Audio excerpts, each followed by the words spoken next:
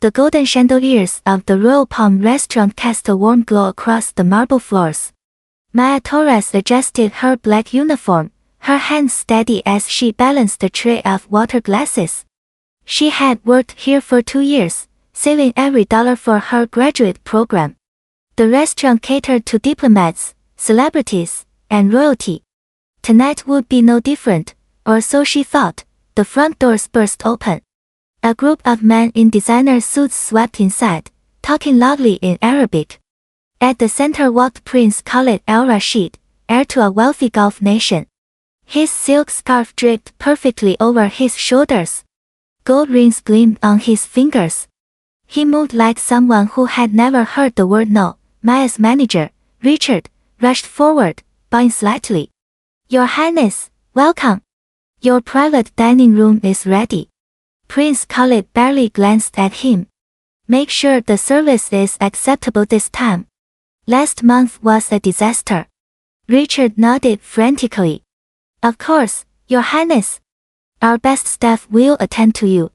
He turned to Maya, his voice dropping to a whisper. Table 12. Be professional. No mistakes. Maya nodded, her stomach tightening. She had heard stories about Prince Khalid. He was known for his temper, his impossible standards, his cruel treatment of service workers. But she needed this job. She needed the money. She approached the private dining room, pushing through the heavy wooden doors. The prince and his 5 companions sat around a circular table, laughing at something on one of their phones. They didn't look up as she entered. Good evening, gentlemen, Maya said, her voice clear and professional. My name is Maya, and I'll be serving you tonight. Can I start you off with drinks? Prince Khalid finally raised his eyes. They swept over her, cold and dismissive. He turned to his friend and spoke in rapid Arabic. Did they really assign us this one? Look at her. They couldn't find someone more presentable. His companions chuckled. One of them responded in the same language. Maybe she's new. The management must be sleeping. Maya's heart hammered in her chest, but her face remained neutral. She had spent 4 years at university studying linguistics. Arabic had been her specialty. She understood every single word, Prince Khalid continued, emboldened by his friend's laughter. I bet she doesn't even know how to properly serve wine. These people never do. They're only good for scrubbing floors. Another man joined in. Your Highness is too generous. I wouldn't let her touch my food. Who knows where those hands have been? The prince leaned back in his chair, a cruel smile playing on his lips. Well, we're stuck with her now. Let's make it entertaining. We'll order the most complicated dishes and watch her struggle. It will be like watching a circus animal try to do mathematics. The table erupted in laughter. They high-fived each other, delighted with their own wit. None of them noticed the slight tightening of Maya's jaw, the way her fingers gripped her notepad just a little harder. She took a deep breath. This was the moment. She could walk away, report them to management, and nothing would change. Men like Prince Khalid never faced consequences. Or she could do something different. Maya stepped forward, her voice cutting through their laughter like a blade. Gentlemen, she said in flawless, classical Arabic, I appreciate your concerns about my competence. However, I assure you that I am more than capable of serving you this evening. I speak 7 languages, including the one you've been using to insult me for the past 3 minutes. Would you like to continue your conversation, or shall we proceed with your order? The room fell silent. It was the kind of silence that follows a gunshot, heavy and absolute. Prince Khalid's face drained of color. His mouth opened and closed like a fish gasping for air. His companions froze, their expressions shifting from amusement to horror. You speak Arabic? One of them stammered. Fluently, Maya replied, switching back to English. I also speak French, Spanish, Mandarin, German, and Swahili. I graduated top of my class from Columbia University with a degree in Linguistics and Middle Eastern Studies. Now, would you like to hear tonight's specials, or should I give you a moment to process this? Prince Khalid's face flushed red. He stood abruptly, his chair scraping against the floor. How dare you?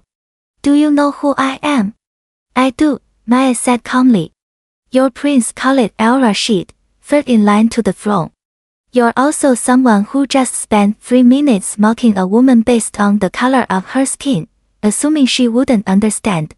That says more about your education than mine. The door behind Maya opened. Other diners had heard the commotion. They crowded at the entrance, phones out, recording. Richard pushed through, his face pale with panic. What's going on here? He demanded. Prince Khalid pointed at Maya, his voice shaking with rage. This woman is insolent. She should be fired immediately. I will not be disrespected in this manner. But Richard had seen the phones.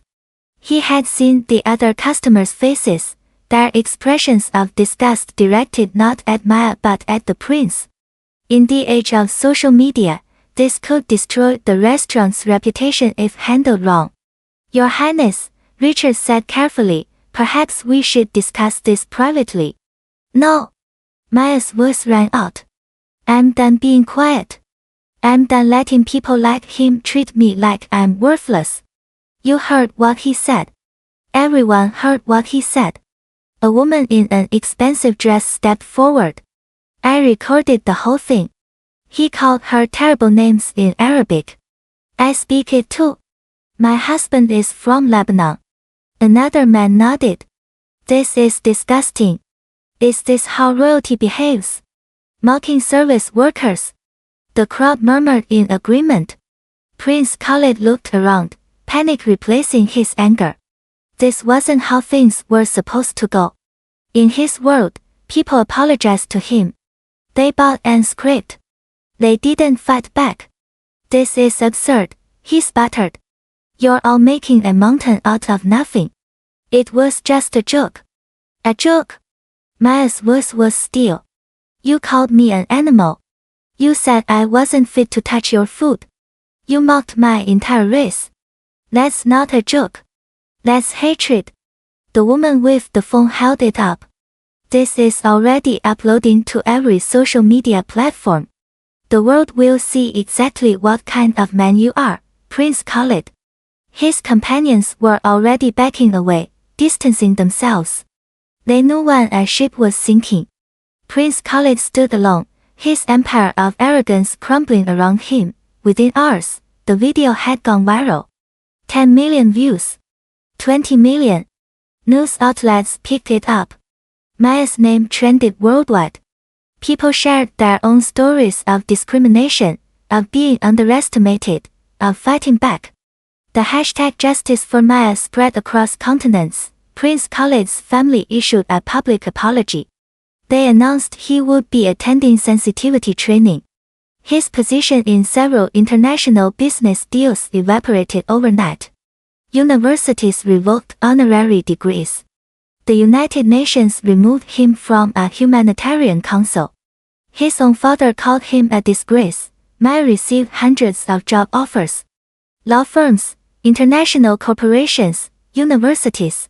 A publishing company wanted her to write a book. A film producer called about her life rights. But the offer she accepted came from the International Human Rights Council. They wanted her to lead their new initiative on workplace dignity and equality. 3 months later, Maya stood at a podium in Geneva. Cameras flashed. Reporters took notes. She wore a blue suit, her hair pulled back, her voice strong and clear. What happened to me happens to millions of people every day, she said. We're judged by our appearance, our accents, our backgrounds. We're dismissed and degraded. But I want you to know something. Your voice matters. Your dignity matters. You matter. Don't let anyone tell you different. Stand up. Speak out. The world is listening.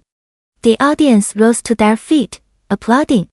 Among them sat young women and men of every color, every background, their faces bright with hope. They saw themselves in Maya. They saw possibility. Back in his palace, Prince Khalid watched the speech on television. His father had stripped him of most of his duties. His friends had abandoned him. His name, once synonymous with power and privilege, now represented ignorance and cruelty. He had lost everything because he couldn't see the humanity in another person. Maya's phone buzzed with messages from people she had inspired. Students who stood up to bullies. Workers who reported discrimination. People who refused to stay silent. Change was happening, one voice at a time. She looked out her office window at the Geneva skyline. The sun was setting, painting the sky in shades of gold and purple. Tomorrow she would meet with lawmakers, pushing for stronger protections for service workers. Next week, she would speak at the United Nations. Next month, she would launch a scholarship program for students from underserved communities. The waitress who was supposed to stay quiet had become a voice that couldn't be silenced. And that, Maya thought with a smile, was true justice.